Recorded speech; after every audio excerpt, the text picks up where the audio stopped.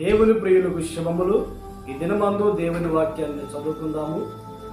ఇర్మియా గ్రంథం 6వ అధ్యాయము 16వ వాక్యం మధ్యలో నుంచి మనం చదువుకున్నప్పుడు, మేలు కలుగు మార్గమేది అని అడిగి అందులో నడుచుకునుడి, అప్పుడు మీకు నెమ్మది కలుగును. ప్రియ దేవుని బిడ్డలారా, ఈ దినాల్లో ప్రజలందరూ కూడా ఏదో ఒక సమస్యను బట్టి నెమ్మది లేకుండా జీవిస్తూ ఉన్నారు.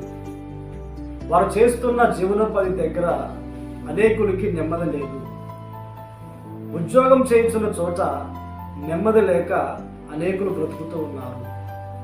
కుటుంబాలలో మనుషుల మధ్యలో నెమ్మది లేక బ్రతుకుతూ ఉన్నారు.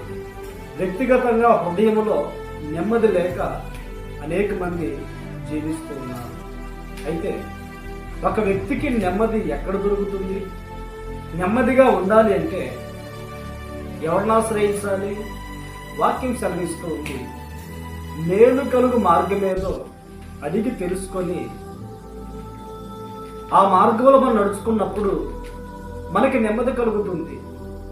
ఈ ప్రపంచంలో మనకి నెమ్మది ప్రసాదించగలిగిన దేవుడు ఎవరైనా ఉన్నారా అంటే అది యేసుక్రీస్తు మాత్రమే. ఎందుకు అంటే, నేనే మార్గమును సత్యమును జీవమునే ఉన్నానని చెప్పిన ఏకైక దేవుడు యేసుక్రీస్తు. నెమ్మది కలగాలన్నా ఆ మార్గంలోకి వెళ్ళాలి. దీవెన కలగాలి అన్నా ఆ మార్గమే ఆశ్రయము. ఈ మాటలు వింటున్న నీ జీవితంలో ఏ వ్యక్తిని బట్టి, ఎలాంటి పరిస్థితులను బట్టి నెమ్మది లేక నువ్వు జీవిస్తూ ఉన్నావో తెలియదు. యేసుక్రీస్తు ఆయన మార్గంగా ఉన్నారు. ఆయన ఆశ్రయించినప్పుడు, ఆయన వద్దకు వచ్చినప్పుడు ఆయన నెమ్మది ప్రసాదిస్తారు. బైబిల్ గ్రంథంలో ఒక తల్లి గారు మనకు కనపడుతూ ఉంటారు. 12 సంవత్సరాల నుండి రక్తస్రావం చేత తల్లి బహు బాధపడుతూ ఉంటుంది.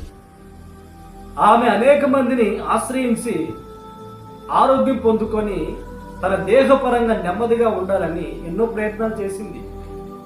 ప్రయోజనం ఏమీ లేక చాలా బాధపడుతుండగా యేసు ప్రభు ఆ ప్రాంతానికి వచ్చారని, ఆయన ఆ ప్రాంతంలో సువార్త ప్రకటిస్తున్నారని, సంచరిస్తున్నారని ఆ తల్లి తెలుసుకొని ఆమె హృదయంలో ఒక విశ్వాసము, ఆయన వస్త్రపు చెంగు ముడితే నాకు స్వస్థత కలుగుతుందనే విశ్వాసముతో ఆ తల్లి వెనుకాల వెళ్ళి ఆయన వస్త్రపు చెంగును ముట్టుకున్నది. వెంటనే ఆమెకున్న రోగముల నుంచి విడుదల పొందుకొని ఉన్నది.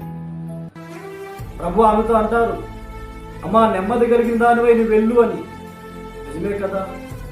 ఈ దినాల్లో రోగాన్ని బట్టి కూడా మనుషులు నెమ్మది లేక జీవిస్తూ ఉన్నారు. వారికి కలుగుతున్న ప్రతికూలతను బట్టి నెమ్మది లేక జీవిస్తూ ఉన్నారు. ఈ మాటలు వింటున్న నీవు ఏ విషయాన్ని బట్టి, దేనిని బట్టి నెమ్మది లేక నువ్వు బ్రతుకుతూ ఉన్నావో, యేసుక్రీస్తును ఆశ్రయించగలిగితే, ఆయన వద్దకు నువ్వు వెళ్ళగలిగితే ప్రభు నిన్ను రమ్మంటున్నాను. భారం మోసుకొని సమస్త జనులారా నా యొద్దకు రండి, నీకు విశ్రాంతిని కలిగిస్తానని ప్రభు సెలవిస్తూ ఉన్నాడు. నీవు ఆయన వద్దకు వెళ్ళగలిగితే, ఆయన ఎందుకు విశ్వాసం ఉంచగలిగితే, ఆయనకు ప్రార్థన చేయగలిగితే నీకున్న సమస్యలు పోగొట్టి దేవుడు నీకు నెమ్మది ప్రసాదించునుగాక. ప్రార్థన. పరిశుద్ధుడా, ప్రేమ స్వరూపి, ఆశ్చర్యకరుడా, మీకు వేలాది స్తోత్రాలు చెల్లిస్తున్నాము. గడిచిన కాలమంతా మీరు కాపాడి ఉన్నారు. ఈ దినాన్ని మీరు మాకు అనుగ్రహించి ఉన్నారు నాయనా.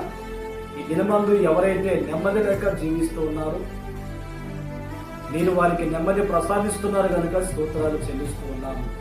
ఈ దినమంతా మీరు మాతో ఉండి ఆశీర్వదించి మా అవసరతలు అక్కల తీర్చి మహిమను పొందమని యేసు నామములో ప్రార్థించి అడిగి పొందుకొని ఉన్నాము తండ్రి. ఆమేన్, ఆమేన్. దేవుడు మిమ్మల్ని ఆశీర్వదించునుగాక.